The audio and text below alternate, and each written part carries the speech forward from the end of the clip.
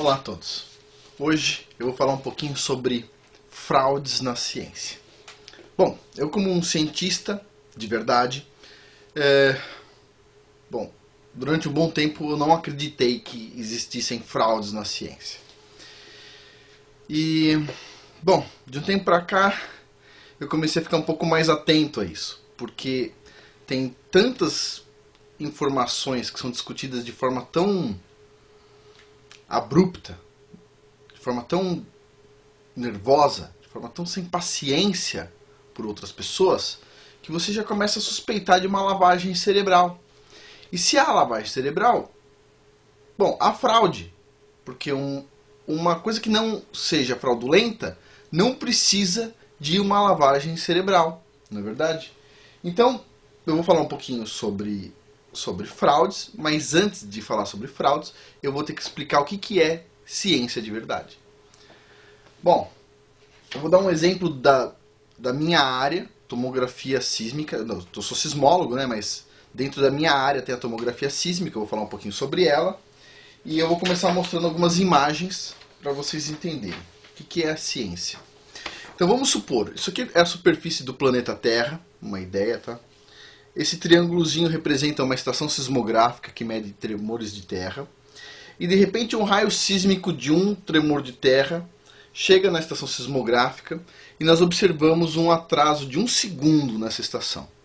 Bom, com isso a gente pensa o seguinte: em algum ponto do trajeto desse raio sísmico deve ter uma feição geológica que atrase a onda 1 segundo. Legal, faz sentido, né? Agora, isso aqui é ciência? Ainda não. Bom, e se nós tivermos 3 estações sismográficas? Essas duas mostram um atraso de 1 segundo. E essa do meio não mostra. Tem um sismo vindo deste lado e um sismo vindo deste lado.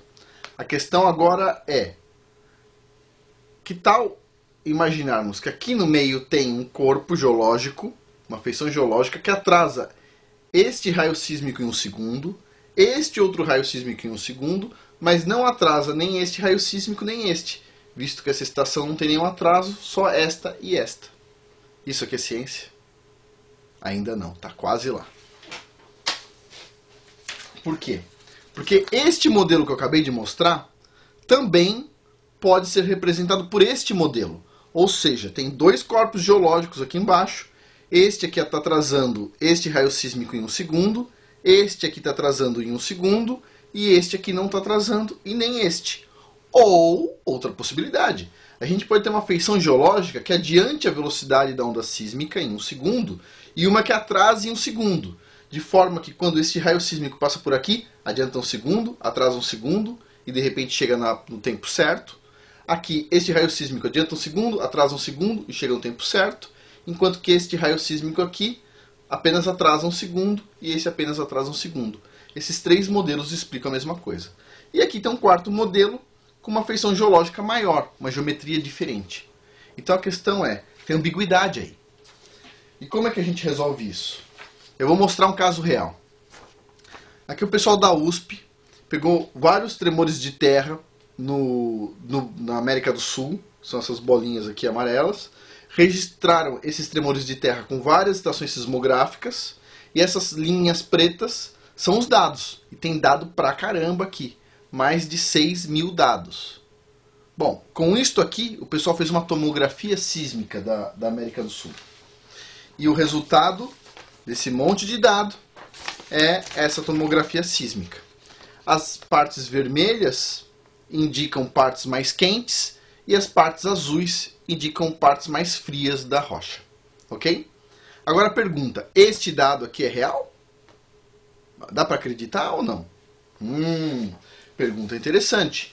Então, o pessoal que fez esse modelo resolveu fazer um teste de performance.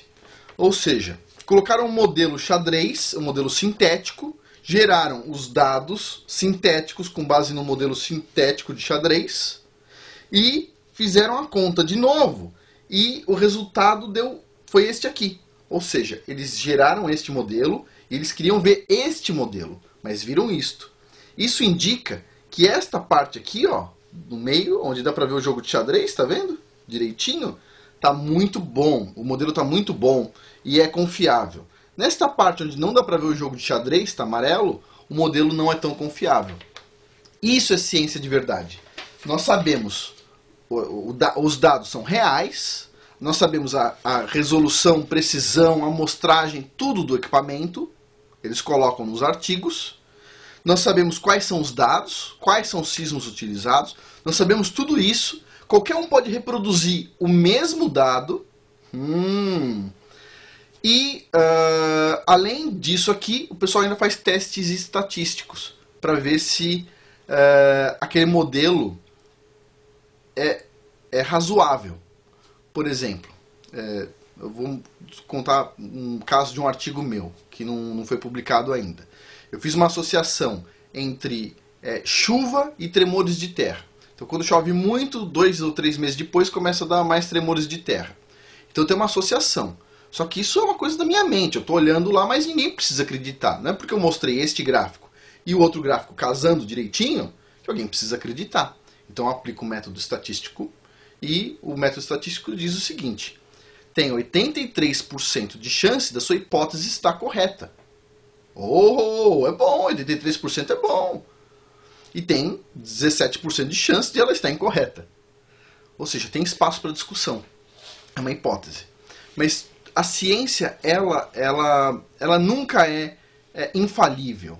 Nós colocamos a ciência da seguinte forma: tem dados, os dados têm erros, a gente precisa saber o erro dos dados, precisa saber quais equipamentos foram utilizados, todo o arranjo, toda a documentação, para saber se aquilo é real ou não, ou se é uma fantasia. Então, para falar um pouco sobre a diferença entre ciência de verdade e farsa, eu vou falar o que é uma ciência, o que é a ciência de verdade, como ela é feita. Item número 1, a documentação do experimento ou da teoria deve ser detalhada. Os dados devem ser detalhados na documentação e todos os experimentos, incluindo os equipamentos utilizados. Marca, precisão, resolução, tudo tem que ser documentado. Por exemplo, eu posso usar uma estação sismográfica muito precisa, com resolução de 24 bits, e fazer uma amostragem de 1 segundo apenas. Eu quero estudar um telesismo, 1 segundo. De repente chega um cara, pega um tempo e marca ele e diz o seguinte: o tempo de chegada da onda sísmica é 12 segundos e 346 milésimos de segundo. Esse 346 está correto? Bom, se eu pedir para fazer a amostragem a cada 1 segundo, como é que eu posso dar uma certeza menor do que 1 segundo? Complicado, não é verdade? Por isso que nós temos que ter todos esses dados num artigo. Ah, mas isso aqui foi feito lá no CERN. Tudo bem, então explica direitinho como é que está disposto os ímãs. Quantos ímãs são? Quais são os tamanhos deles? Etc, etc, etc, etc. E como é que foi medido isso? Que tipo de filme foi registrado? Os dados estão na internet, a gente pode solicitar os dados, e para fazer a conta, como é que foi feita essa conta? Aí vem aquelas ideias, né? Ah, tem um supercomputador em Alpha Centauro que a gente manda para lá por wireless. Os caras inventam, tipo, não, isso é uma piada, né? Mas as fraudes são, em geral, não testáveis. Ah, você não pode testar, só eu. Ah, pelo amor de Deus, a gente não precisa cair nisso, né? Acreditar nisso. Bom, número 2.